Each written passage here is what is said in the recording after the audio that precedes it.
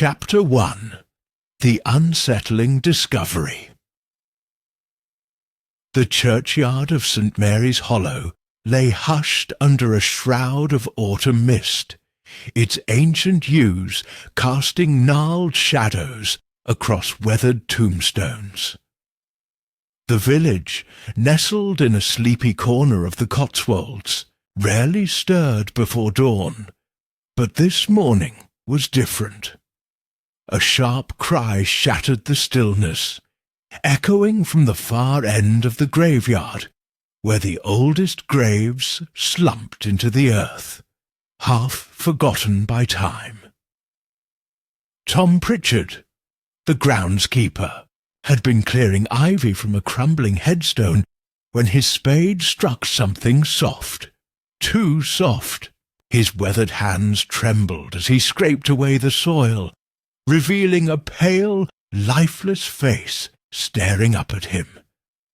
The body was fresh, its clothes modern, its eyes wide with a terror that hadn't yet faded.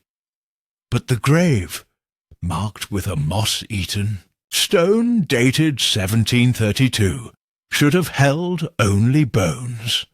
God preserve us! Tom muttered, stumbling back, his spade clattering to the ground.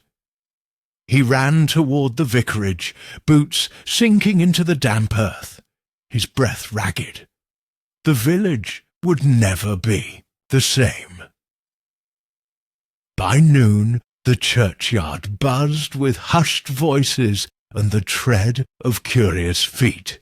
Constable Hargreaves, a stout man with a penchant for paperwork over puzzles, cordoned off the grave with twine and a stern glare.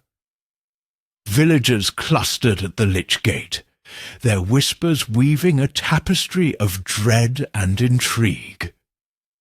"It's unnatural," muttered Mrs. Cobb, the baker's wife, clutching her shawl.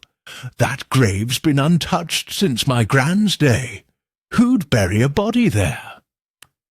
"Someone with something to hide," replied old Mr. Finch, his eyes glinting with the thrill of scandal. "Mark my words, there's wickedness afoot." Word of the discovery reached Miss Jane Marple by tea-time, carried by a letter from her old friend, Lady Beatrice Conway, who owned the manor overlooking St. Mary's Hollow. The note was brief but urgent. A body in a grave that shouldn't be. The village is in uproar. Jane, we need your keen eye. Miss Marple, seated in her cosy St. Mary Mead parlour, set the letter down and adjusted her spectacles. Her knitting needles paused, the half-finished scarf forgotten. A corpse in a centuries-old grave. It was, she mused, most irregular. Her mind, sharp as ever despite her years, began to turn over the possibilities. Murder, of course, she had seen too much of human nature to assume otherwise. But why that grave? Why now? She penned a reply, promising to arrive the next morning, then resumed her knitting, her thoughts weaving a pattern far more intricate than the wool in her hands. The village of St. Mary's Hollow, she suspected, held secrets as old as its graves, and as fresh as the body that shouldn't be there. The train to St. Mary's Hollow chugged through rolling hills, and Miss Marple, wrapped in a sensible tweed coat, gazed out at the mist-draped landscape. She carried only a small valise and her ever-present knitting bag, but her true tools were observation and an unerring sense of human frailty. As the station came into view, she spotted Lady Beatrice's driver, a dour man named Gibbs, waiting, with a car. "Grim business, miss," Gibbs said as he took her bag, his voice low. "The village is all at 6s and 7s. They're saying it's murder." "They usually do," Miss Marple replied, her tone mild, but her eyes sharp. "And they're often right." The car wound through narrow lanes, past stone cottages and hedgerows, until the spire of St. Mary's Church loomed ahead. As they approached, Miss Marple noted the crowd still lingering near the churchyard, their faces a mix of fear and fascination. She stepped out, her small frame unassuming, yet her presence seemed to still the air. Constable Hargreaves greeted her with a tip of his hat, clearly relieved at her arrival. "Miss Marple, Lady Conway said you'd come. It's a queer case. Body's a man, maybe 30, no identification yet. But that grave, been there centuries, doesn't make sense." "Very little does at first," she said, peering past him, to the cordoned-off grave. The earth was freshly turned, the headstone tilted like a drunken sentinel. "May I see it?" Hargreaves hesitated, then nodded. "Mind your step, ma'am. It's not a pleasant sight." Miss Marple approached the grave, her expression serene but her senses alert. The body had been removed, but the soil bore the imprint of its discovery. Disturbed, chaotic, as if the earth itself had recoiled. She crouched slightly, ignoring the damp that seeped into her shoes, and studied the headstone. "Here lieth Margaret, Wren, 1698, 1732. Rest in peace." The inscription was worn but legible, the grave unremarkable save for its gruesome new occupant. "Margaret Wren," she murmured. "I wonder what she'd make of this." As she straightened, her gaze swept the churchyard, lingering on the faces in the crowd. A nervous vicar in a black cassock, a woman with a too-tight grip on her basket, a young man who turned away when her eyes met his. Secrets, she thought, were like weeds. Pluck one, and another sprouted nearby. "Constable," she said, turning to Hargreaves, "who found the body?" "Tom Pritchard, groundskeeper. Poor sod's shaken. Says he's never seen anything like it in 30 years.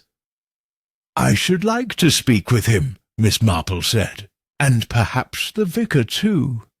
Churches, you know, have long memories."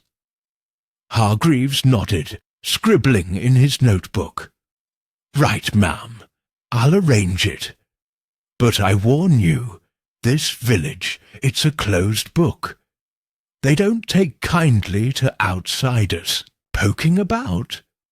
Miss Marple smiled faintly, her eyes crinkling. "Then it's fortunate, Constable, that I have a knack for turning pages." As the sun dipped below the hills, casting the churchyard in twilight, Miss Marple felt the weight of the mystery settle over her. A corpse that shouldn't be there. A grave that shouldn't be disturbed. Somewhere in St. Mary's Hollow, someone knew why, and she intended to find out. Chapter 2. The village whispers St. Mary's Hollow woke to a sky bruised with clouds, the air thick with the promise of rain. Miss Marple, settled in a guest room at Conway Manor, sipped her morning tea and gazed out at the village below. The manor sat on a gentle rise, its windows offering a view of the church spire piercing the mist. From here the village seemed idyllic. Stone cottages, a winding brook, a green where children ought to play but didn't today. The discovery in the churchyard had cast a pall, and Miss Marple sensed it in every shuttered window and hurried glance. Lady Beatrice Conway joined her at breakfast, her silver hair impeccable despite the early hour. "Jane, I'm so glad you're here," she said, stirring her tea with a clink of porcelain. "The village is positively unhinged. They're saying it's a curse, or worse, some vendetta from the past. Nonsense about curses is often a screen for something more mundane," Miss Marple replied, buttering a scone. "Greed, jealousy, fear, these are the roots of most evils. Tell me, Beatrice, who in the village might know more than they're letting on?" Beatrice leaned forward, her voice dropping. "Tom Pritchard, for one. He's been groundskeeper forever, knows every inch of that churchyard. Then there's Reverend Hale, the vicar. He's new, only arrived last year, but he's been poking into old parish records, and—" she hesitated. "There's Eliza Wren. She's the last of the Wren family, lives in that crumbling cottage by the brook. The grave, you see, it's one of hers. Margaret Wren was an ancestor."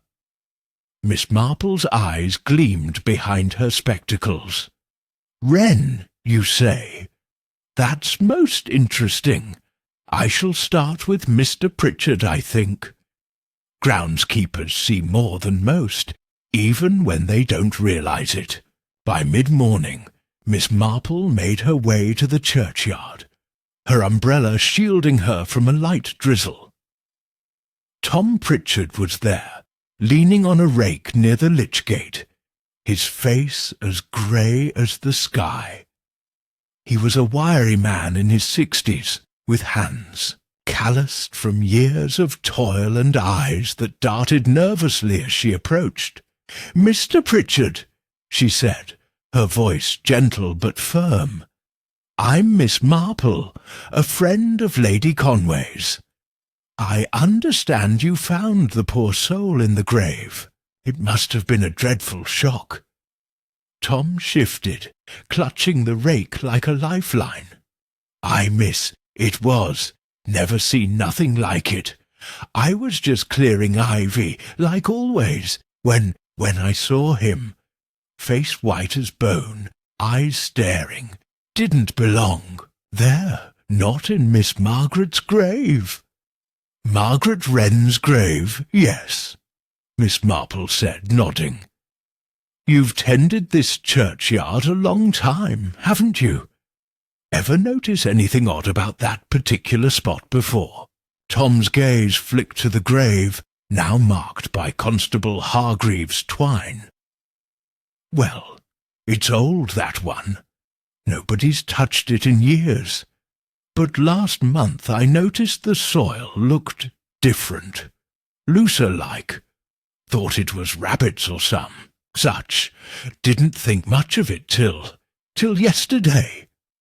Miss Marple's knitting bag hung from her arm, but her hands were still, her attention razor-sharp.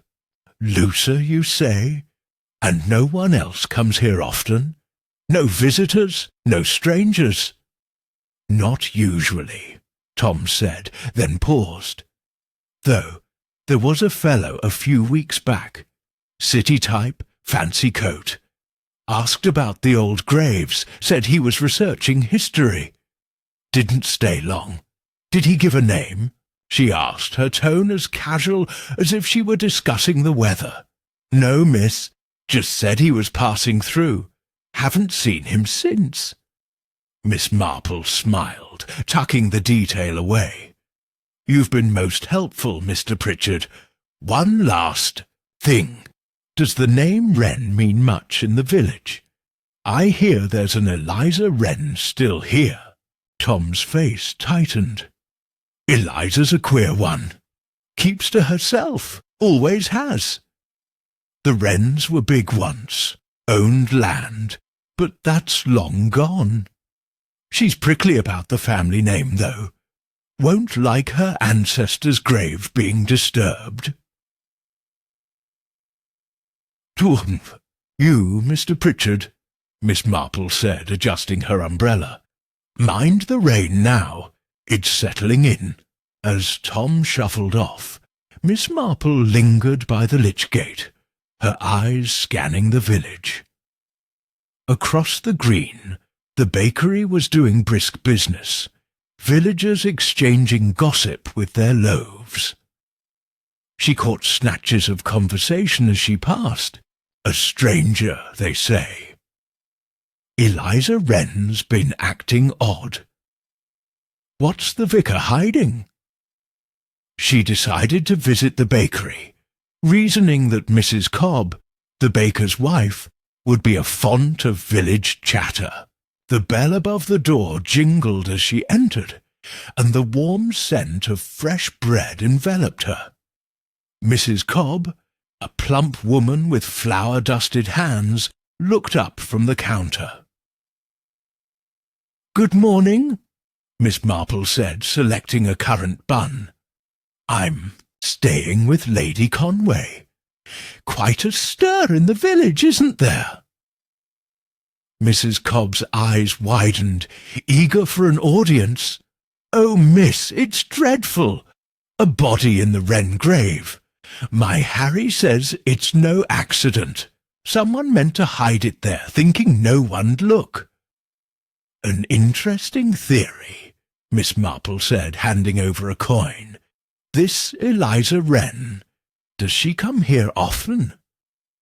"Not much," Mrs. Cobb said, lowering her voice, "but she was, in last week, snapping at me for no reason. Said something about family honour and people meddling.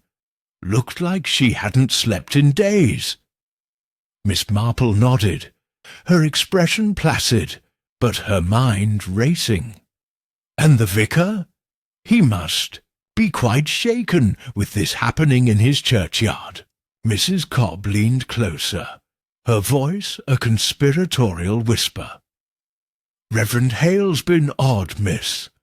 Always in those dusty record books, muttering about the past. My Harry saw him in the church late at night, poring over papers. What's a vicar need with old secrets?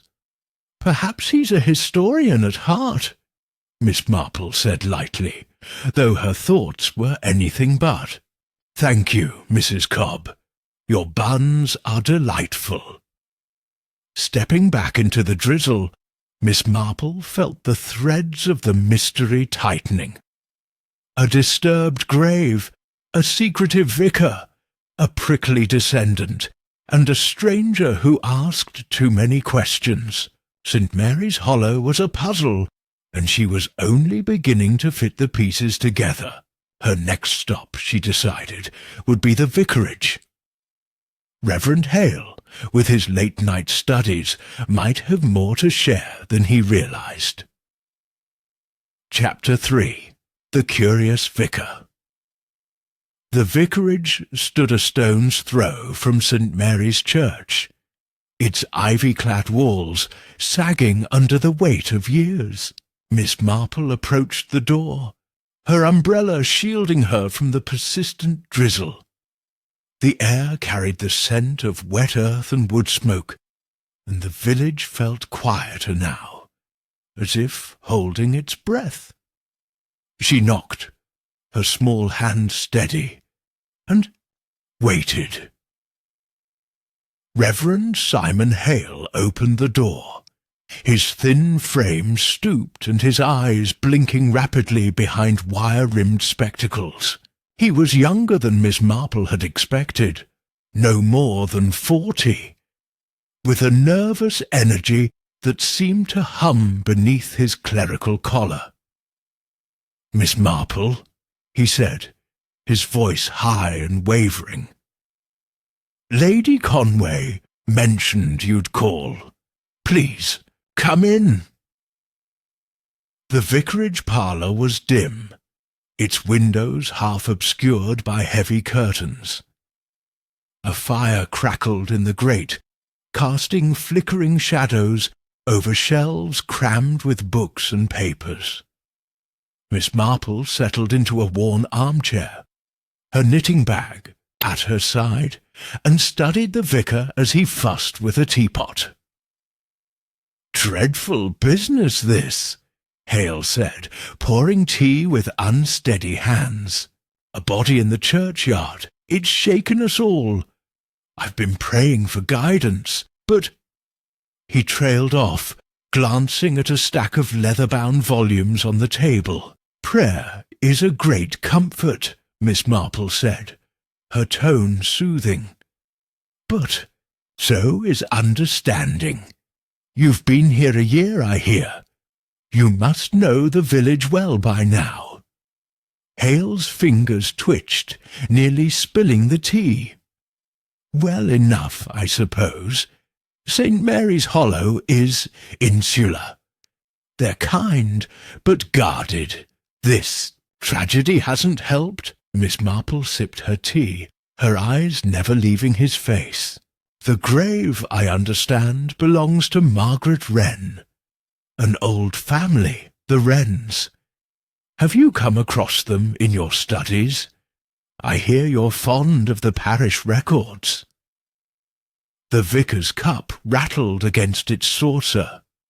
"Oh, the records. Yes, I've been cataloguing them. The church has centuries of history, you see. Baptisms, burials, marriages. It's a hobby of sorts." He laughed, a brittle sound. "Nothing to do with this, of course." "Of course," Miss Marple said, her smile disarming. "Though it's curious, isn't it? A modern body in such an old grave. Almost as if someone knew it wouldn't be disturbed." Hale's gaze darted to the window, then back to her. I wouldn't know. The churchyard is Tom Pritchard's domain. I rarely venture there." Miss Marple set her cup down, her movements deliberate.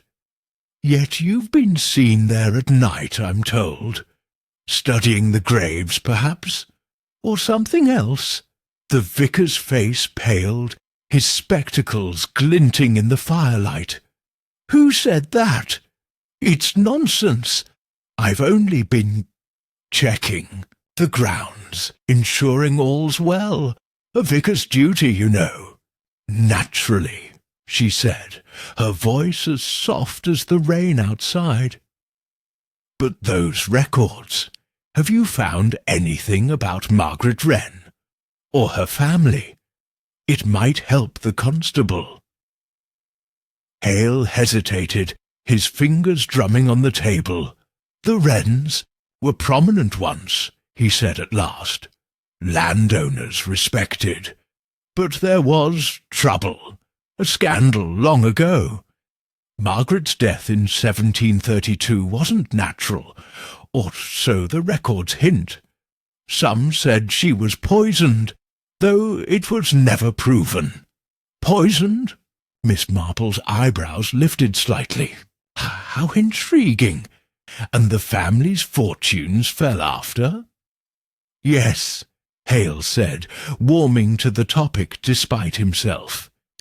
"They lost their land by the 1800s.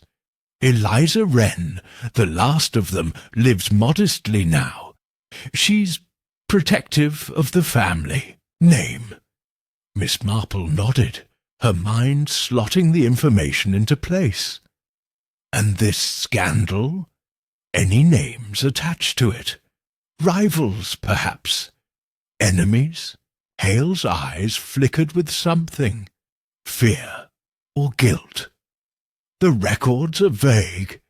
There was a family, the Davenports, who gained much when the Wrens fell. But that's ancient history.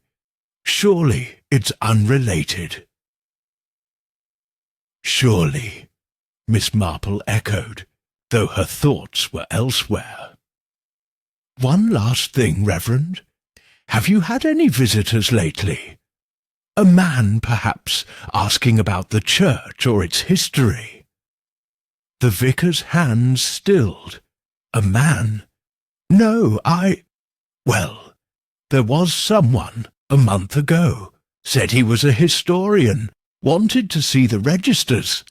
I showed him a few pages, but he left quickly. Didn't give a name." Miss Marple's smile was serene, but her mind was a whirl of connections. The same stranger Tom Pritchard had seen, no doubt. "You've been most kind, Reverend.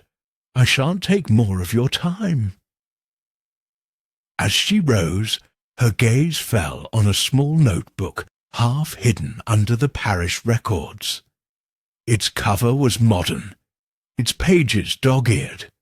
She made no comment, but her eyes lingered a moment before she turned to the door. "Miss Marple!" Hale called after her, his voice strained. This body, do you think it's a sign of something stirring, something old?" She paused, her hand on the doorknob. "I think, Reverend, that the past has a way of catching up. But it's the present we must watch most closely." Outside, the rain had thickened, cloaking the village in a silver haze. Miss Marple opened her umbrella and walked toward the church, her steps measured but purposeful. The vicar's nerves, his half-truths, his late-night wanderings, they painted a picture, though not yet complete.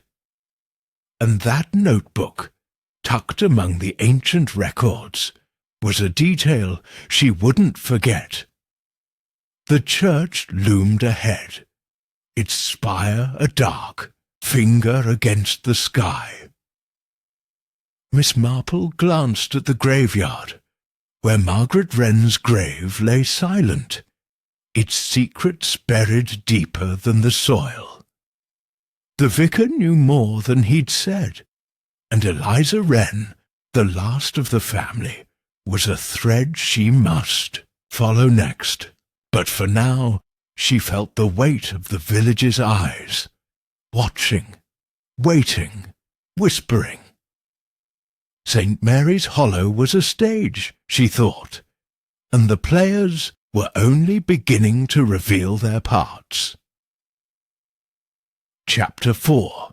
Shadows of the Past. The rain had eased to a fine mist by the time Miss Marple reached the village green, her sensible shoes leaving faint prints in the damp grass. St. Mary's Hollow seemed to huddle under the weight of its secrets, the cottages and shops cloaked in an uneasy quiet. She had decided to visit the village hall, where old records were kept, before seeking out Eliza Wren. The vicar's mention of a scandal tied to Margaret Wren's death in 1732 had piqued her curiosity, and Miss Marple knew that paper trails, however faded, often held truths no one dared speak aloud. The village hall was a squat stone building with a sagging roof, its door creaking as she entered. Inside, the air smelled of dust and mildew, and a single clerk, Miss Agnes Tuttle, sat at a desk piled with ledgers. Agnes was a wiry woman in her 50s, her hair pulled into a severe bun, her eyes sharp with the vigilance of someone who guarded the village's history like a dragon hoarding gold. "Good morning, Miss Tuttle," Miss Marple said, her smile as warm as a spring day. "I'm Jane Marple, staying with Lady Conway. I've a mind to look at some old records, parish history perhaps, from the early 1700s. Agnes peered over her spectacles, her lips pursing. "Records, is it? Most folks don't bother with those. What's your interest, if I may ask?" "Oh, just a fancy," Miss Marple said, her tone light. "I heard the Wren family was prominent once.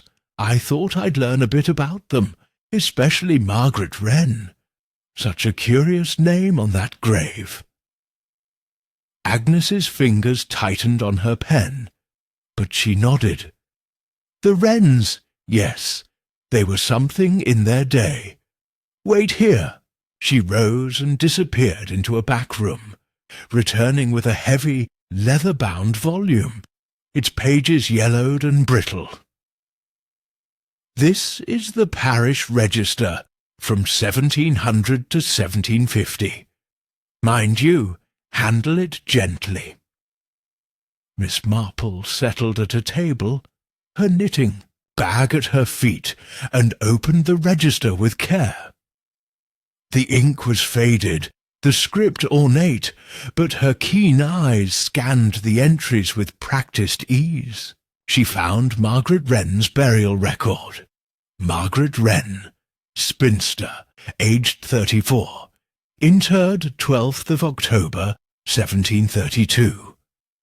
No cause of death was noted, but a marginal note in a different hand caught her attention. Suspected foul play. Unproven. Coroner's inquiry closed. "Foul play," Miss Marple murmured, her fingers tracing the words. She turned to earlier pages, searching for context. The Wrens, it seemed, had owned much of the land around St. Mary's Hollow, their name appearing in deeds and tithe records. But by 1732 their entries dwindled, replaced by mentions of the Davenport family, who acquired the Wren estate shortly after Margaret's death. She flipped to a later page and paused.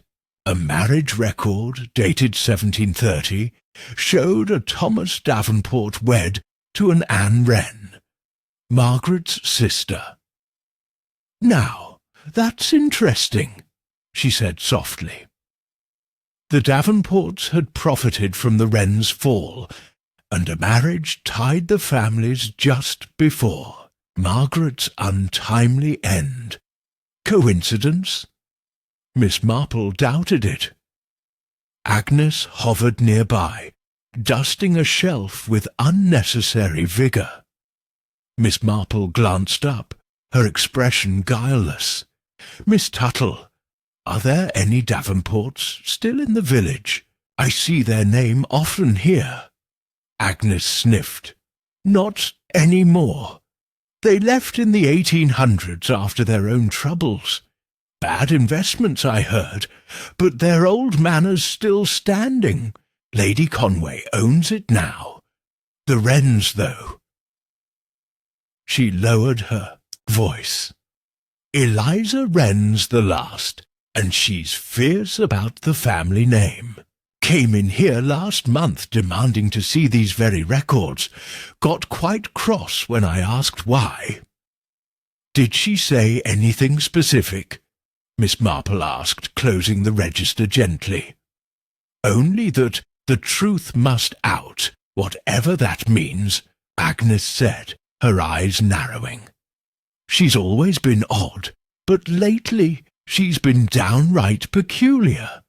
Skulking about, muttering to herself." Miss Marple nodded, her mind weaving the threads together. Eliza Wren, protective of her family's honour, had been digging into the past, just as the mysterious stranger had. And now a body lay in Margaret Wren's grave, stirring old wounds. "You've been most helpful, Miss Tuttle," she said, rising. "I mustn't keep you from your work." As she stepped outside, the mist had thickened, curling around the village like a living thing. Miss Marple decided to visit Eliza Wren next, but first she paused by the churchyard, drawn to the grave once more. The twine cordon sagged in the damp, and the earth looked freshly disturbed though no one was about. She crouched, her eyes narrowing at a small glinting object half buried in the soil. A silver cufflink, engraved with a tiny D, Davenport, perhaps, she mused, slipping the cufflink into her handkerchief. It was modern, not a relic, and its presence in the grave was no accident. She straightened, her gaze sweeping the churchyard. A figure moved in the distance, near the yews. A woman, her shawl pulled tight, hurrying away. Eliza Wren, or someone else? Miss Marple tucked the handkerchief into her bag, her thoughts racing.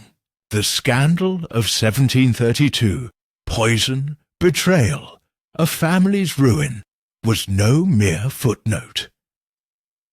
It echoed in the present, in the body that shouldn't be there, in the secrets the village guarded. Eliza Wren held answers, she was sure, but so did that cufflink and the stranger who'd vanished into the mist. As she turned toward the brook, where Eliza's cottage stood, Miss Marple felt the puzzle deepening. The past was not dead in St. Mary's Hollow. It was very much alive and dangerous. Chapter 5. The Stranger's Tale. The path to Eliza Wren's cottage wound along the brook, where willows drooped over the water, their leaves trailing like mournful fingers. Miss Marple walked carefully, her umbrella tapping the ground, her eyes alert to the village's pulse. The discovery of the cufflink, marked with a D, had sharpened her focus. It was a modern clue in an ancient grave, a bridge between past and present that demanded answers. But first, she needed to understand Eliza Wren, the last guardian of a fallen dynasty. As she approached the cottage, a squat stone building with a sagging thatch roof, Miss Marple noticed the garden. Wild, overgrown, yet dotted with carefully tended herbs, a sign, perhaps, of a woman who clung to control amid chaos. She knocked, and the door creaked open almost at once, revealing a tall, gaunt woman with iron-grey hair and eyes like chipped flint. "Miss Marple, I presume," Eliza Wren said, her voice low and clipped. "Lady Conway sent word you'd come, sniffing about." "Well, come in, then. I've no patience for standing in doorways." The interior was sparse but tidy, with a single room dominated by a scrub table and a hearth where a kettle hissed. Eliza gestured to a chair, her movements brisk, and Miss Marple sat, her knitting bag at her side. She studied Eliza. The woman's hands were calloused, her posture rigid, as if braced for a blow. "I won't waste your time, Miss Wren," Miss Marple said, her tone gentle but direct. "The body in your ancestor's grave has stirred the village. As the last Wren, you must feel it keenly.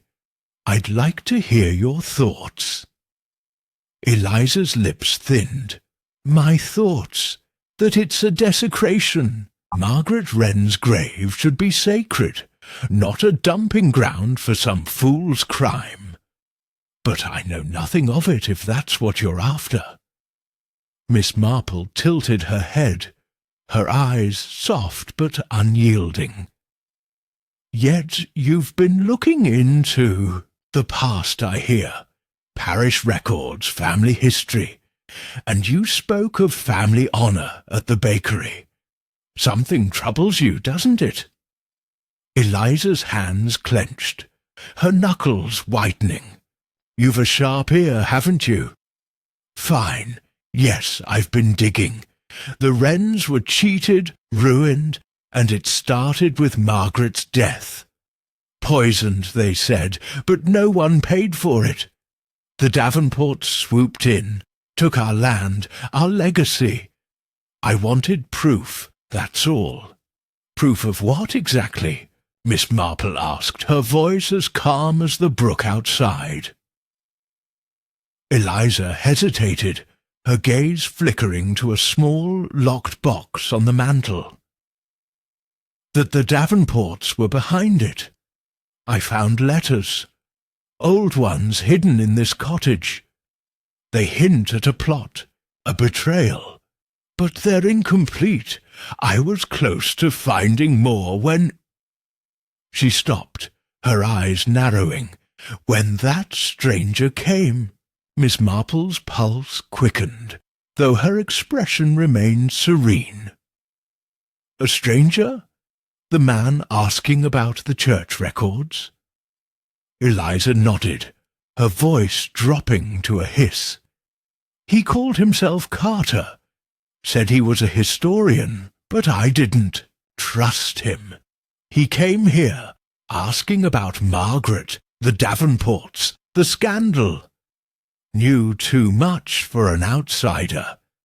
I sent him packing, but he was at the churchyard the next day, poking about her grave. Did you see him again? Miss Marple asked, her fingers resting lightly on her knitting bag. No, Eliza said, her jaw tight. He vanished. But a week later, the soil on Margaret's grave looked wrong, disturbed.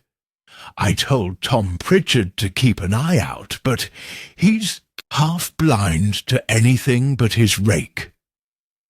Miss Marple nodded, the pieces of the puzzle shifting in her mind.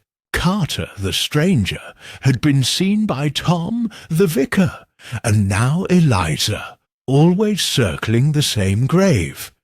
And the cufflink, marked D, could it be his? Or did it point to the Davenport's lingering shadow?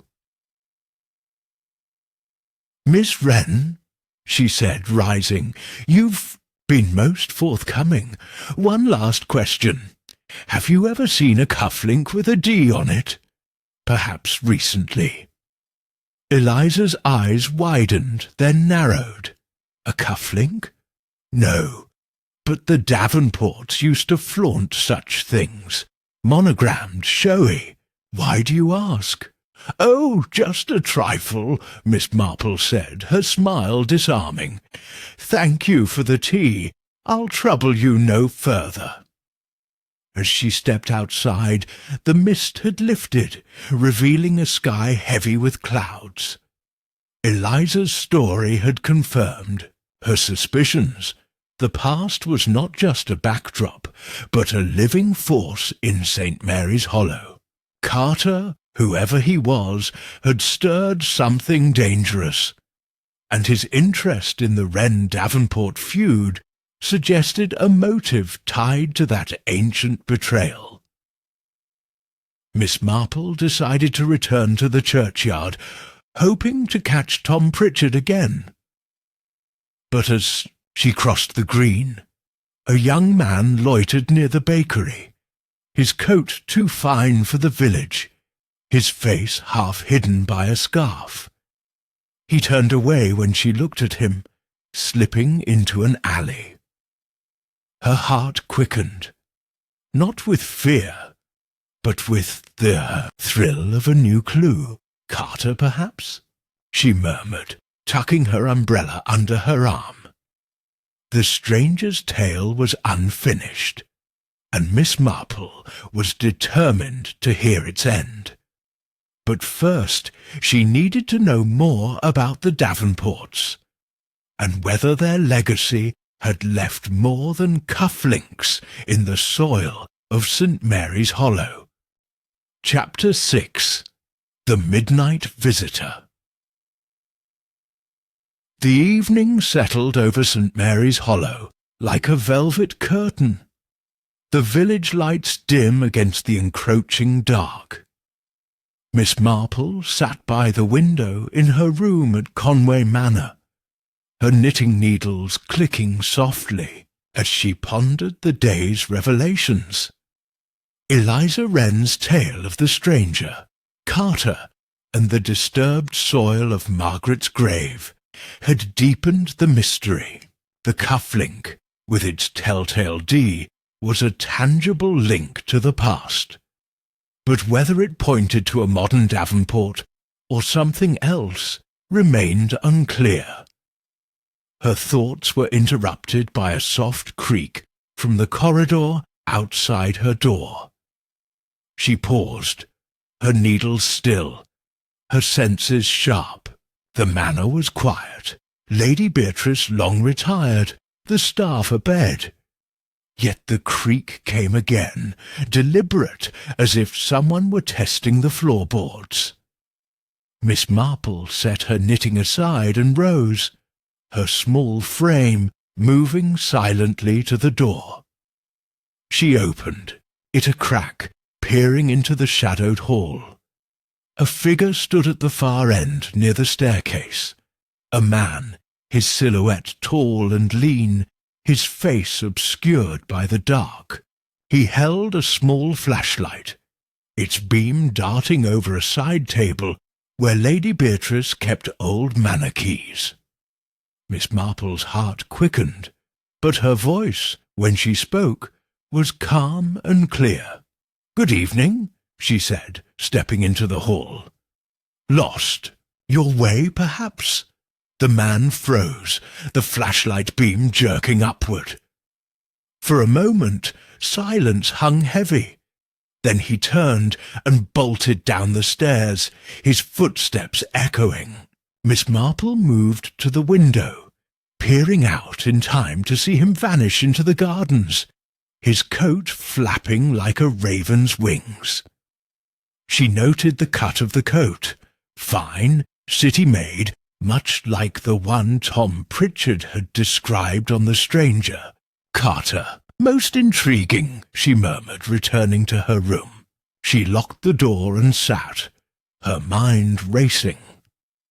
A midnight visitor, bold enough to sneak into Conway Manor, suggested desperation, or a purpose tied to the manor's history. The Davenports had once owned this land, and Lady Beatrice's archives might hold clues to their rise and the Wrens' fall. But why now? And was this man Carter, or another player in the village's deadly game? The next morning, Miss Marple joined Lady Beatrice for breakfast, her demeanour as placid as ever. She mentioned the intruder casually, as if discussing the weather. "Beatrice, dear, do you keep anything of value in the hall? Old papers, perhaps, from the Davenport days?" Lady Beatrice's fork paused mid-air, her eyes widening. "An intruder? Heavens, Jane! No, nothing valuable there, just keys to the cellars and outbuildings. But the Davenport papers, they're in the library, locked in a cabinet. Mostly land deeds, letters, that sort of thing. Why?" "Oh, just a thought," Miss Marple said, buttering her toast. "The body in the grave has stirred old grudges, I suspect. The Davenports profited when the Wrens fell, didn't they?" Beatrice nodded, her brow furrowing. "Yes, after Margaret Wren's death in 1732. The Davenports bought up their land, cheap thanks to that marriage. Thomas Davenport to Anne Wren. There was talk of foul play, but it faded. The manor passed to my family in the 1800s, when the Davenports went bankrupt." Miss Marple's eyes crinkled behind her spectacles. "And these papers, have you had any visitors asking about them? A historian, perhaps?" "Not recently," Beatrice said, then paused. "Though last month A man telephoned claiming to be a researcher, wanted access to the archives. I said no, too busy, but he was persistent. Gave his name as Carter. Miss Marple's pulse quickened, though her smile remained serene. Carter, you say? How very curious. Might I take a look at those papers today? They may shed light on our little mystery. Of course, Beatrice said, rising. But Jane, do be careful. This business feels darker than I expected. The manor's library was a cavern of oak shelves and faded grandeur, its windows framing the misty hills. Miss Marple, armed with a key from Beatrice, unlocked a dusty cabinet and began sifting through the Davenport papers. The documents were brittle, their ink faded, but they told a story of ambition and betrayal. A 1732 deed showed Thomas Davenport acquiring the Wren estate for a pittance, signed just days after Margaret's burial. A letter, penned by an unnamed servant, hinted at poison in Margaret's tea, with whispers of Thomas's involvement, but no proof. As she read, Miss Marple's thoughts turned to the intruder. Carter, if it was he, sought something specific, perhaps these very papers, or something hidden in the manor's cellars. The cufflink, Eliza's locked box, the vicar's nervous glances, all pointed to a secret buried deep, now unearthed by the body in the grave. She closed the cabinet and stepped to the window, her gaze falling on the churchyard in the distance. The grave of Margaret Wren seemed to pulse with significance, a magnet for greed, guilt, and revenge. Carter was the key, she felt, but whether he was hunter or hunted, she couldn't yet say. As she left the library, Miss Marple resolved to confront the vicar again. His notebook, tucked among the parish records, might hold answers. But first, she'd ask Constable Hargreaves about the body's identity. If Carter was dead, the cufflink might be his. If not, he was still out there, a shadow moving through St. Mary's Hollow, chasing a truth that someone had killed to keep buried. Chapter 7. The Hidden Motive. The morning air in St. Mary's Hollow was crisp, carrying the faint tang of wood smoke, as Miss Marple made her way to the village's modest police station. A converted cottage, with a single cell and a desk for Constable Hargreaves. The intruder at Conway Manor had sharpened her resolve, and the Davenport papers had confirmed a tangled history of betrayal. Now she needed to know who the body in Margaret Wren's grave was. If it was Carter, the stranger who'd stirred the village's secrets, the cufflink with its D might be his. If not, the mystery deepened. Constable Hargreaves looked up from a pile of reports as she entered, his ruddy face creased with fatigue. Miss Marple, you're a sight for sore eyes. This case is a right mess. Tea? Thank you, no, she said, settling into a chair, her knitting bag at her side. I'd like to know about the body, Constable. Have you identified him? Hargreaves sighed, rubbing his temples. Aye, just this morning. Fingerprints matched a record from London. Name's Edward Carter, 32, private investigator. Hired by someone, he had a notebook with him, but it's mostly coded scribbles. Cause of death was a blow to the head, likely 2 weeks ago, buried soon after, from what the coroner says." Miss Marple's eyes gleamed behind her spectacles. "A private investigator? Most intriguing. And this notebook, may I see it?" Hargreaves hesitated, then slid a small leather-bound book across the desk. "Don't know what you'll make of it. It's gibberish to me." She opened the notebook, her fingers deft despite the worn pages. The entries were indeed cryptic, strings of letters and numbers interspersed with shorthand. But one page caught her eye. "Wren Vish Davenport, 1732. M.W. poisoned. T.D. guilty. Check Manor Archives. E.W. knows." Below it a scrawled note. "Cufflink found. D. not mine. Whose?" Edward Carter was digging into the same scandal I've been tracing, Miss Marple said, closing the notebook. "He suspected Thomas Davenport in Margaret Wren's death, and thought Eliza Wren might know more. This cufflink he mentions, it's the one I found in the grave, isn't it?" Hargreaves blinked, startled. "You found a cufflink? Why didn't you say?" "Oh, I meant to," she said, her tone apologetic but her eyes sharp. "It's safe in my bag, marked D. I assumed it was Carter's, but he says here it isn't. Curious, don't you think?" "Curious, and then some," Hargreaves muttered, scribbling a note. "I'll have it examined. But if Carter was killed for what he knew, who's got motive? Eliza Wren. She's prickly, but a murderer." "Motives are like shadows, Constable," Miss Marple said, rising. "They shift depending on the light. I'd like to speak to Reverend Hale again.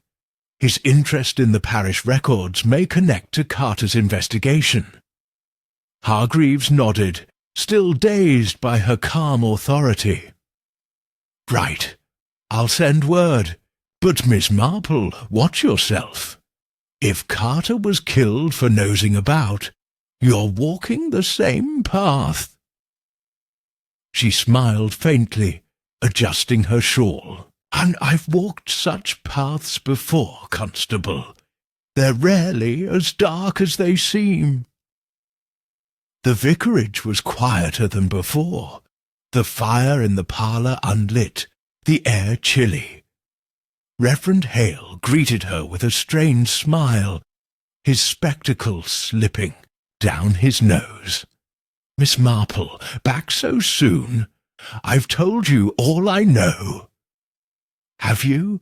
she said, settling into the same armchair, her knitting bag at her feet. "The body's been identified, Reverend. Edward Carter, a private investigator. He visited you, didn't he? Asked about the Wren-Davenport feud?" Hale's hands twitched, betraying his nerves. Yes, he did. Briefly. Wanted to see the registers like I told you. I showed him a page or two, nothing more." Miss Marple's eyes softened, but her voice was firm. "And your notebook, Reverend, the one among the parish records. Carter had one too, filled with notes about the Wrens and Davenports. Yours wouldn't happen to mention similar things, would it?" The vicar's face drained of colour, his fingers knotting together. "My notebook, it's just personal jottings, sermons, thoughts, nothing to do with this." "May I see it, then?" she asked, her tone as mild as if requesting sugar for tea. Hale hesitated, then rose, his movements jerky. He retrieved the notebook from a drawer, its modern cover stark against the ancient tomes. "Here, it's nothing really." Miss Marple opened it, her eyes scanning the pages. Most were indeed sermon drafts, but one entry stood out, written in a hurried hand. Carter asked about T.D.'s will, 1732. Found codicil, land to Wrens if poison proven. E.W. mustn't know. She closed the book, her expression unchanged but her mind racing. A codicil, hidden for centuries, could restore the Wren land, if Margaret's murder was proven. Carter had been close to it, and someone had stopped him. "Reverend," she said, handing the notebook back, "you've been keeping secrets. This codicil, did Carter know where it was?" Hale slumped, his voice barely a whisper. He suspected it was in the manor archives. I told him it was a rumour, nothing more. But he was determined. I didn't think it would lead to this." Miss Marple nodded, her thoughts aligning. Carter's death was no random act. It was tied to the codicil, a motive rooted in land and legacy. Eliza Wren, with her locked box and fierce pride, was a suspect, but so was anyone who stood to lose if the Wren fortune was restored. The cufflink, the intruder, the vicar's fear. They all pointed to a truth buried not just in the grave, but in the heart of St. Mary's Hollow. As she left the vicarage, the church bells tolled noon, their sound heavy in the still air. Miss Marple knew the next step was risky. She needed to confront Eliza Wren again, and perhaps search that locked box. But first, she'd ensure the cufflink reached Hargreaves. The killer was close. She could feel it, and every clue brought her nearer to unmasking them. Chapter 8. The False Confession. The afternoon sun broke through the clouds, casting a frail light over St. Mary's Hollow, as Miss Marple walked toward Eliza Wren's cottage. The revelation of the codicil in Reverend Hale's notebook had shifted the puzzle's pieces, pointing to a motive rooted in land and legacy. Edward Carter's death was tied to the Wren-Davenport feud, and the cufflink, marked D, suggested a modern player in this ancient drama. Eliza, with her locked box and fierce pride, was a key figure. But Miss Marple suspected the truth was more tangled than a single suspect. As she neared the cottage, a commotion drew her attention. Constable Hargreaves stood at the gate, his face flushed, arguing with Eliza, who gripped a broom like a weapon. A small crowd, Mrs. Cobb, Tom Pritchard, and a few others, hovered nearby, their whispers buzzing like bees. "I did it!" Eliza was shouting, her voice raw. "I killed him, I tell you. Now leave me be." Miss Marple quickened her pace, her expression calm, but her senses alert. "Constable, Miss Wren," she called, her voice cutting through the din. "What's all this?" Hargreaves turned, relief flickering in his eyes. "Miss Marple, thank goodness. She's confessing. Says she bashed Carter's head and buried him in the grave. But it's off somehow." Eliza's eyes blazed, her gaunt frame trembling. "It's true. He came here, prying into my family, digging up old wounds. I couldn't let him ruin us again. I hit him with a shovel and hid him in Margaret's grave. There's your killer!" Miss Marple studied Eliza, noting the wildness in her eyes, the way her hands shook despite her defiance. "Miss Wren," she said gently, "that's a bold claim. Perhaps you'd tell me more, inside, away from prying ears." Eliza hesitated, then dropped the broom, her shoulders sagging. "Fine, but I've said my piece."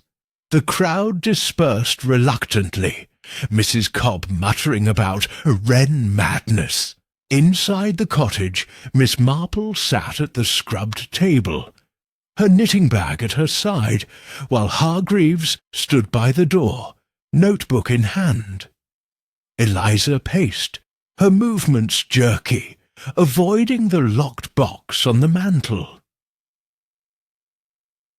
"Miss Wren," Miss Marple began, her tone as soothing as a lullaby, "you say you killed Edward Carter.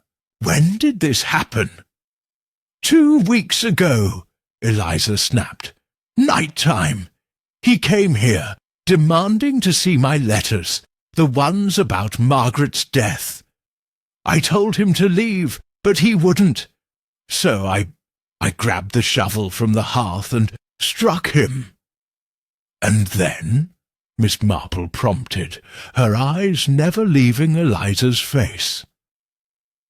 "I dragged him to the churchyard," Eliza said, her voice faltering.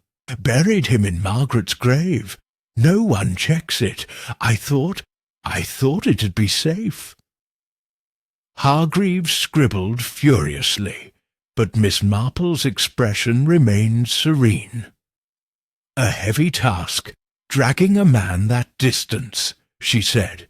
"You're strong, Miss Wren, but Carter was no small fellow. And the soil, Tom Pritchard said it looked disturbed weeks before the body was found." "How do you explain that?" Eliza's eyes darted to the window, her fingers twisting her apron. I must have misremembered. It was dark. I was frantic." Miss Marple nodded as if satisfied, but her mind was dissecting the story. Eliza's confession was too neat, too sudden, and it didn't fit the timeline or the physical evidence. The cufflink, Carter's notebook, the codicil, all pointed to a deeper plot. Eliza was protecting someone, or something. "Miss Wren," she said, rising, "may I see that box on the mantel, the one you keep locked?" Eliza froze, her face paling. "That's private. Nothing to do with this." "Oh, but it might," Miss Marple said, her voice gentle but unyielding. "Carter was after proof of the Davenport betrayal, wasn't he? Those letters you mentioned, perhaps they're in there, along with answers about why you're confessing to a crime I suspect you didn't commit." Hargreaves stepped forward, his voice firm. "Miss Wren, open the box, or I'll have to take you in and search it myself." Eliza's defiance crumbled. With trembling hands, she retrieved a key from her pocket and unlocked the box, revealing a bundle of yellowed letters tied with twine. Miss Marple took them carefully, her eyes scanning the faded script. One letter, dated 1732, was from a servant named Mary Pike. "Master Thomas Davenport bade me serve Mistress Margaret's tea. I saw the vial in his hand. Poison, I swear. He'll see the Wrens ruined. This is what Carter wanted," Miss Marple said softly. "Proof of Margaret's murder, and the codicil Reverend Hale mentioned. It could restore your family's land if the poison was proven. But why confess, Miss Wren? To protect the real killer." Eliza sank into a chair, her voice a whisper. I I thought if I took the blame, it'd stop. The digging, the questions. Someone's after the codicil, and they'll kill again to keep it hidden. Miss Marple's eyes softened, but her mind was razor-sharp. Eliza's confession was a shield, not a truth. The real killer had known Carter was close to the codicil, had used the grave to hide the crime, and had left the cufflink, perhaps deliberately. The intruder at the manor, the vicar's fear, the Davenport legacy, they all converged on a motive Eliza was too frightened to name. "Constable," Miss Marple said, handing him the letters, "keep these safe. And Miss Wren, stay with a friend tonight. You're not safe here alone." As they left the cottage, the sun dipped low, casting long shadows across the brook. Miss Marple felt the mystery tightening, the killer's presence almost palpable. Eliza's false confession had bought time, but for whom? The answer, she suspected, lay with the cufflink's owner and the codicil's hiding place. Her next move was clear. She needed to search the manor's cellars, where the intruder had been headed. But first, she'd ensure Hargreaves checked on that young man she'd seen lurking near the bakery. The net was closing, and Miss Marple intended to pull it tight. Chapter 9. The Forgotten Grave's Secret. The twilight air was heavy with the scent of damp earth. As Miss Marple returned to Conway Manor, her mind a whirl of clues and connections. Eliza Wren's false confession had been a desperate act, likely to shield someone or deflect attention from the codicil that could restore her family's legacy.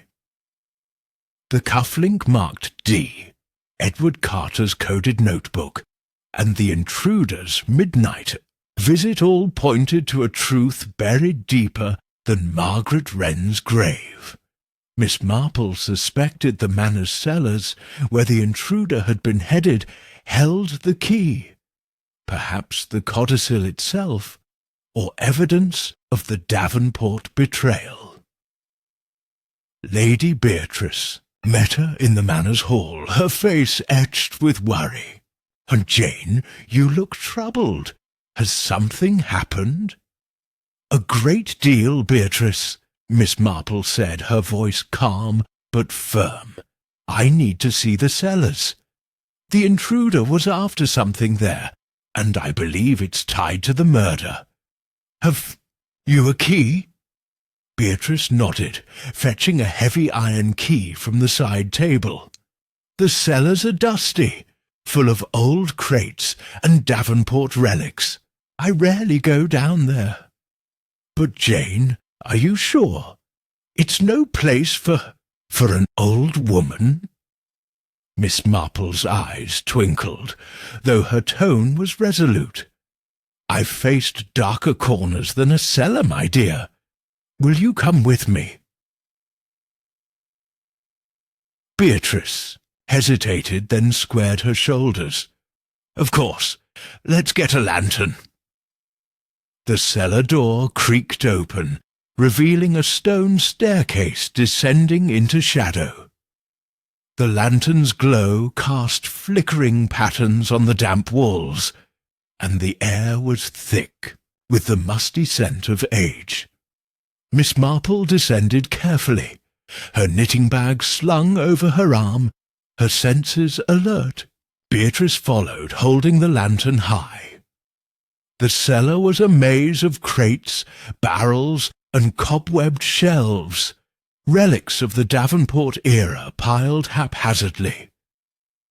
Miss Marple's eyes scanned the chaos, searching for anything out of place.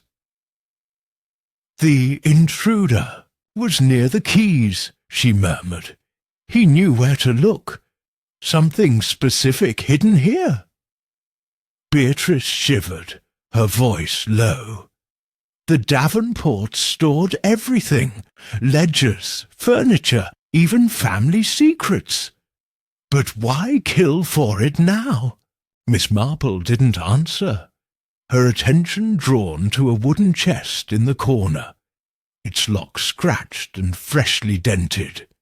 "Beatrice, look here," she said, kneeling beside it. The scratches were recent, the work of someone in a hurry. She tested the lock. It was loose, the mechanism weakened. With Beatrice's help, she pried the chest open, revealing a bundle of papers wrapped in oilcloth. Miss Marple unfolded them carefully, her heart quickening. Among the documents was a single sheet, its script formal and dated 1732. "Codicil to the will of Thomas Davenport. Should proof emerge of foul play in the death of Margaret Wren, all lands acquired from the Wren estate shall revert to her heirs." "This is it," Miss Marple said, her voice steady, but her mind racing. The codicil Carter was after. If Eliza Wren could prove Margaret was poisoned, she'd reclaim the land, including this manor. A fortune's worth. Beatrice gasped, her hand flying to her mouth. "But that means someone killed Carter to keep this hidden. Who'd lose the most?" Miss Marple's eyes narrowed, the cufflinks D flashing in her mind. Someone tied to the Davenports, perhaps, or someone who stands to inherit this estate now. "Beatrice, who owns the manor if you pass on?" Beatrice paled. "My nephew, Philip. He's been abroad, but he's due back soon. He's ambitious, Jane, always talking about selling the manor for development. But surely he wouldn't—" Miss Marple tucked the codicil into her bag, her expression serene but her thoughts sharp. "We mustn't jump to conclusions, but Philip's a name to consider. And that young man I saw near the bakery, city coat, quick to vanish, he could be involved." As they climbed the stairs, the lantern's light wavered, casting long shadows. Miss Marple felt the mystery's threads tightening. The codicil was the motive, Carter's death the consequence, the cufflink, the intruder, Eliza's confession. All were pieces of a puzzle pointing to a killer who'd stop at nothing to keep the past buried. Back in the manor's hall, Miss Marple turned to Beatrice. "Lock the codicil in your safe and tell no one.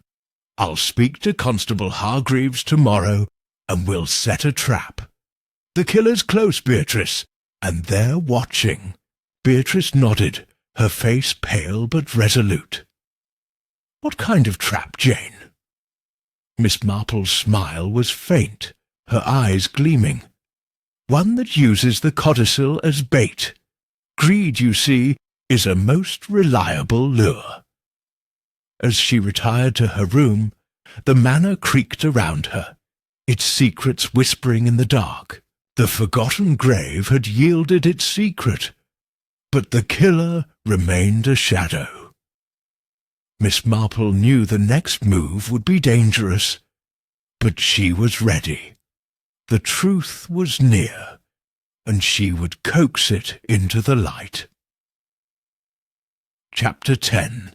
The Gathering Storm. The morning dawned grey and restless, clouds churning over St. Mary's Hollow, as if mirroring the tension in Miss Marple's mind. The codicil, now locked in Lady Beatrice's safe, was the linchpin of the mystery. A document worth killing for, tied to a fortune in land and a centuries-old betrayal. Edward Carter's murder, The cufflink marked D, Eliza Wren's false confession, and the intruder's midnight visit all converged on one truth. The killer was desperate to keep the codicil hidden. Miss Marple knew the time had come to force their hand. She sat with Constable Hargreaves in the manor's drawing-room, her knitting needles clicking softly as she outlined her plan. "Constable," she said, her voice calm but resolute, "we must draw the killer out. Spread word that the codicil has been found and will be presented to a solicitor tomorrow. Say it's in the manor's safe, but don't mention it's guarded. The killer will act. They can't afford to let it surface." Hargreaves scratched his head, his brow furrowed. "A trap, eh? Risky, Miss Marple. But I trust you. I'll tell Mrs. Cobb. She'll have it round the village by noon. What about suspects? Eliza Wren's confession didn't hold water. But who else?" Miss Marple's eyes crinkled behind her spectacles. "Consider Philip Conway, Lady Beatrice's nephew. He stands to inherit the manor, which the codicil could strip away. Then there's Reverend Hale, with his secretive notebook and knowledge of the codicil. And the young man I saw near the bakery. City coat, likely our intruder. He may be Philip, or someone working for him. The cufflink suggests a Davenport connection, so we must watch for anyone tied to that name." Hargreaves nodded, jotting notes. "I'll have men watch the manor tonight, hidden-like, and I've sent that cufflink for analysis. Might tell us more. Anything else?" "Yes," Miss Marple said, her needles pausing. "Ask Tom Pritchard if he's seen that young man near the churchyard again. And check on Eliza Wren. She's frightened, but she knows more than she's said." As Hargreaves left to set the plan in motion, Miss Marple joined Lady Beatrice in the library, where the safe was hidden behind a portrait of a stern Davenport ancestor. Beatrice's hands trembled as she poured tea, her voice low. "Jane, this trap, it's dangerous. If Philip's involved, he's family." "Family can be the sharpest thorn," Miss Marple said gently, "but we'll know soon enough. Stay calm, Beatrice, and keep the safe locked. The killer's greed will be their undoing." By afternoon the village buzzed with the news, spread by Mrs. Cobb's eager tongue. A codicil had been found threatening to upend the manor's ownership. Miss Marple watched from the manor's window as villagers gathered at the green, their faces a mix of curiosity and dread. She noted Reverend Hale hurrying towards the vicarage, his head bowed, and Tom Pritchard lingering by the churchyard, his rake idle. Eliza Wren was nowhere to be seen, but Miss Marple suspected she was watching from her cottage, wary and guarded. As dusk fell, the manor grew quiet, the staff dismissed early to avoid suspicion. Hargreaves had positioned 2 constables in the acacia shrubbery outside, their lanterns doused. Miss Marple sat in the library, the portrait of the Davenport ancestor looming above, its eyes seeming to follow her. She knitted, her needles a steady rhythm, but her senses were razor-sharp, attuned to every creak and whisper. At 10:30, a faint scrape sounded from the hall, the same deliberate tread she'd heard during the intruder's visit. "She dies you," set her knitting aside and rose, her small frame moving silently to the library door. Peering out, she saw a shadow slip through the moonlight, heading for the safe. The figure was tall, male, his coat unmistakably city-made.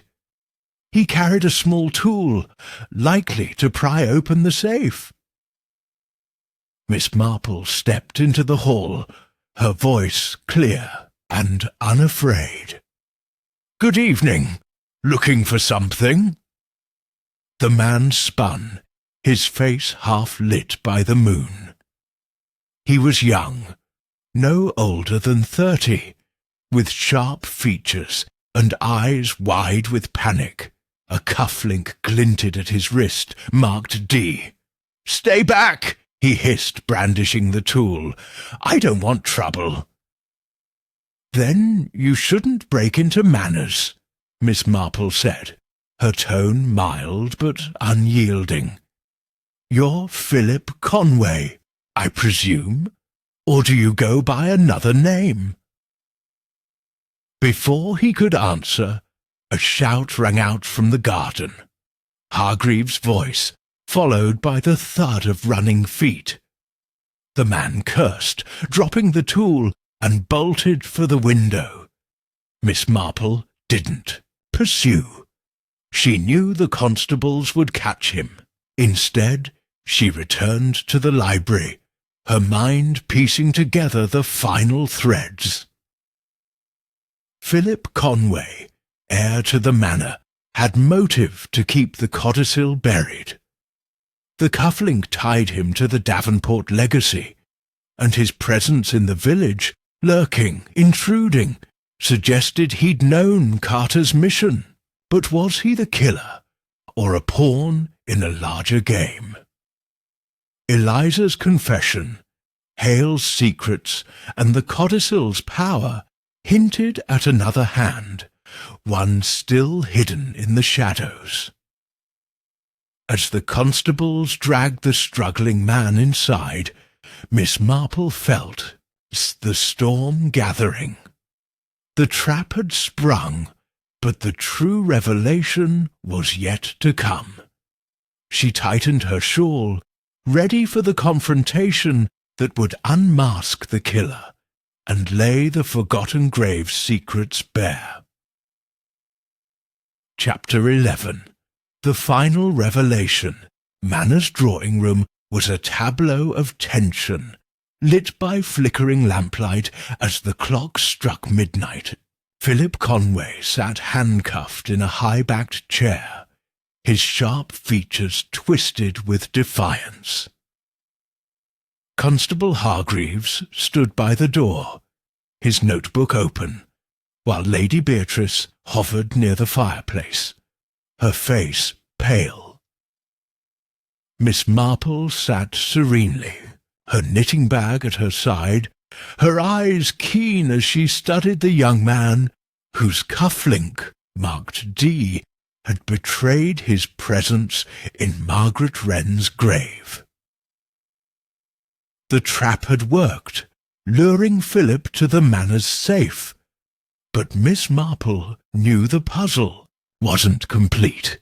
Philip's desperation suggested guilt, yet Eliza Wren's false confession and Reverend Hale's cryptic notebook hinted at a deeper conspiracy. The codicil, now safe in Hargreaves' custody, was the motive. But the killer's hand remained. "Elusive, Mr. Conway," Miss Marple began, her voice gentle but piercing. "You broke into the manor to steal the codicil. You knew it could strip you of your inheritance, the land, the manor, all tied to the Davenport legacy. Did you kill Edward Carter to keep it hidden?" Philip's eyes darted, his jaw tight. "I didn't kill anyone. Yes, I wanted the codicil. It's worth millions. Developers are circling the manor, but I'm no murderer." "Then explain the cufflink," Miss Marple said, holding up the silver D she'd found in the grave. Carter noted finding one like it, not his own. It was in the grave with his body. Yours, I presume. Philip paled, his bravado crumbling. I lost one in the churchyard weeks ago. I was there checking the grave. Carter had been asking questions, stirring up trouble. I didn't know he'd be killed. Miss Marple's needles clicked softly, a counterpoint to the room's tension. You were in St. Mary's Hollow, lurking, watching. You knew Carter was close to proving Margaret Wren's murder, which would activate the codicil and ruin your plans. But someone else acted first, didn't they? Someone who knew the grave was the perfect hiding place. Hargreaves cleared his throat. Miss Marple, we've got Philip on breaking and entering, but murder? We need more. She nodded, her gaze never leaving Philip. Constable, bring in Reverend Hale and Eliza Wren. I sent word for them to come. They're part of this, and it's time we laid all cards on the table. Within minutes the vicar and Eliza arrived, both pale and uneasy. Hale's spectacles glinted nervously, while Eliza's flinty eyes softened with fear. Miss Marple rose, her small frame commanding the room, as she began to unravel the mystery. "Let's start with the grave," she said. "Margaret Wren was poisoned in 1732, likely by Thomas Davenport, who profited by seizing her family's land. A codicil in his will promised to return it if the murder was proven. Edward Carter, a private investigator, was hired to find that proof, likely by Eliza, who wanted her family's honor restored." Eliza nodded, her voice low. "I hired him.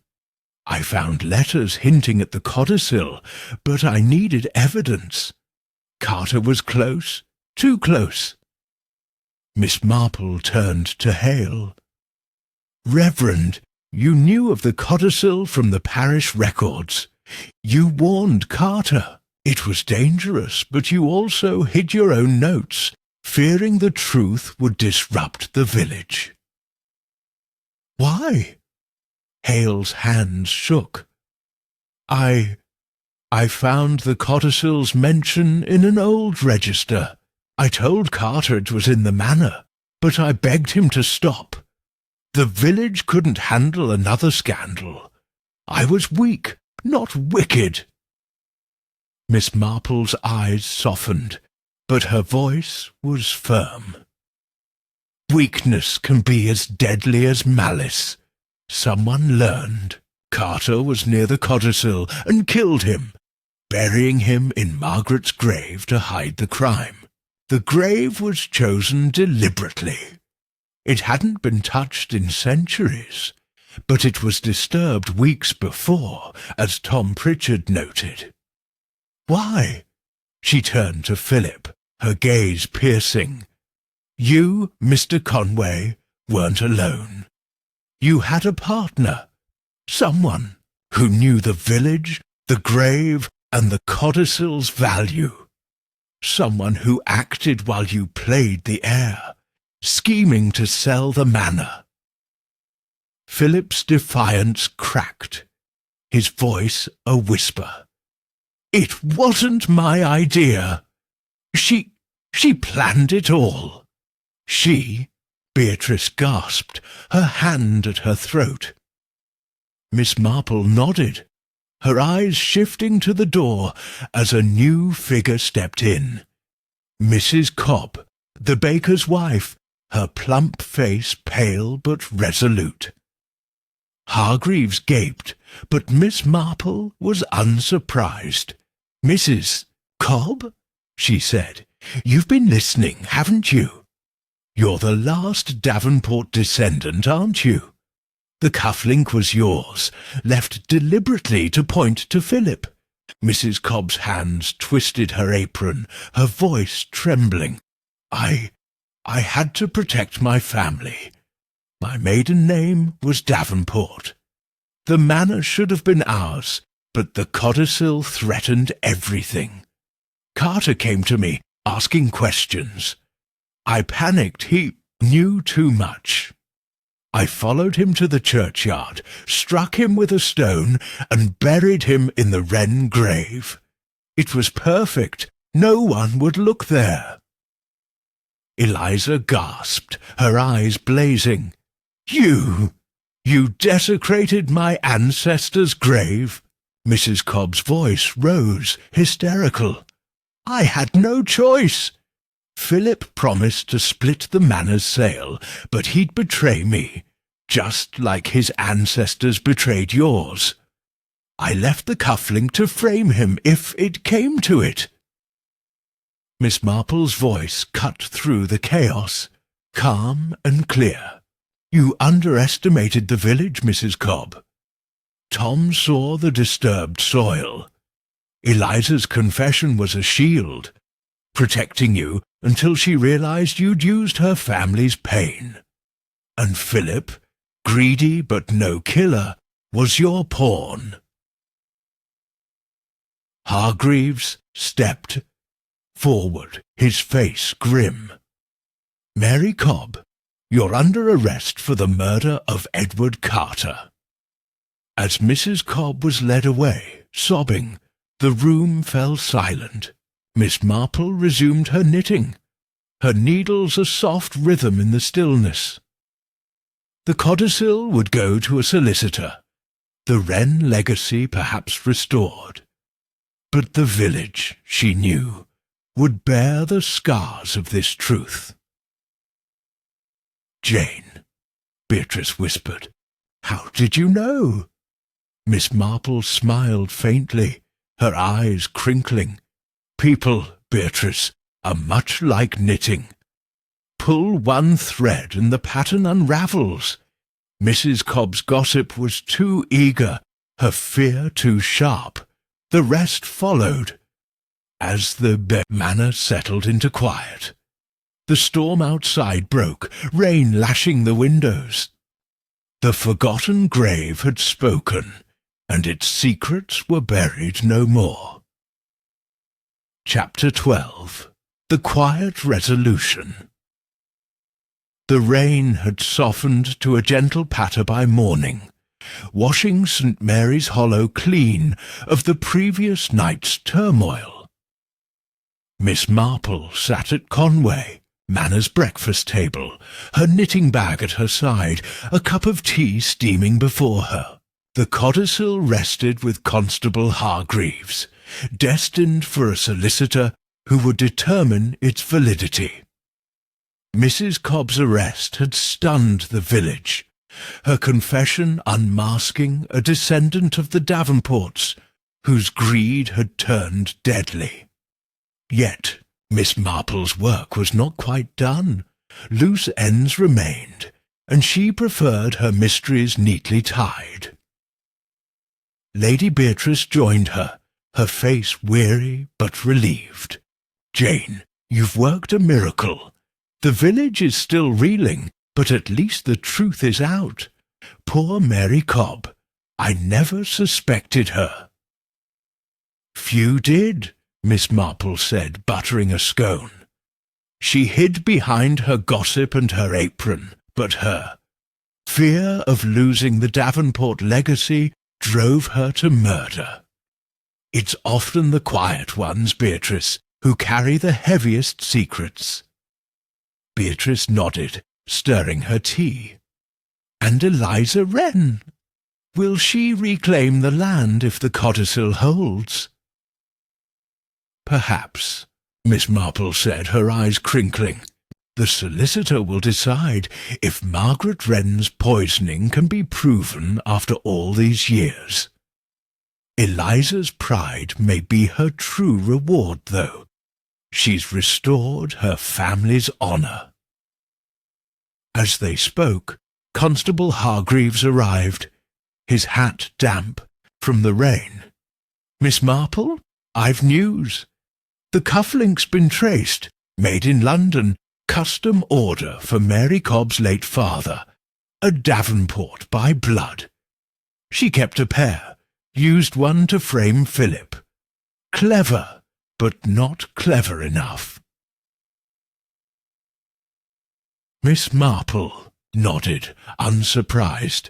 And Philip Conway? What becomes of him? Charged with attempted theft and conspiracy, Hargreaves said. He's no killer, but he knew Carter was trouble and tipped Mary off. Says he's sorry, for what it's worth. Little enough, Miss Marple murmured, her needles clicking softly.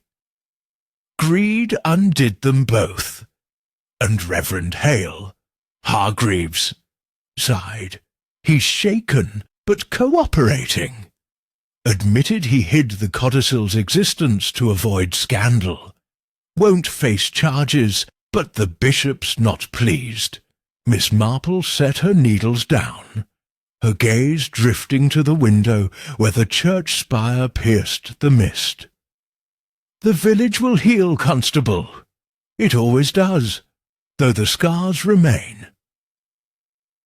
By noon, Miss Marple visited Eliza Wren's cottage, finding the woman tending her herb garden, her gaunt face softened by a rare calm. Miss Marple, Eliza said, straightening, I owe you thanks. You saw through my lie, gave me back my family's truth. You gave yourself that, Miss Wren, Miss Marple said gently. Your confession was brave, though misguided. Why protect Mary Cobb? Eliza's eyes darkened. I didn't know it was her, not at first. I thought if I took the blame, the digging would stop, and the codicil would stay hidden. I was wrong. Miss Marple nodded, her smile warm. The truth has a way of surfacing, like water through stone. Use it wisely, Eliza. As she left, Miss Marple paused by the churchyard, where Tom Pritchard was raking leaves, his face less haunted. Margaret Wren's grave was undisturbed now, its soil smoothed, its secrets laid bare. She stood a moment, her thoughts drifting to the patterns of human nature. Greed, loyalty, betrayal, all woven into the fabric of St. Mary's Hollow. That afternoon, Miss Marple boarded the train back to St. Mary Mead, her valise packed, her knitting bag slung over her arm. The village receded behind her, its spire fading into the mist. She opened her knitting, her fingers deft, but her mind lingered on the case. Mrs. Cobb's trial would come, the codicil's fate would unfold, and the village would whisper of the forgotten grave for years. Justice, she thought, was not always loud. It was the quiet restoration of balance, the righting of old wrongs. As the train rattled through the hills, Miss Marple smiled faintly, her eyes crinkling. St. Mary's Hollow had tested her, but she'd seen its heart, as she always did, and in her bag a new scarf was nearly finished, a small triumph, like the truth she'd uncovered, stitched with care and patience. Epilogue. Echoes of the Past.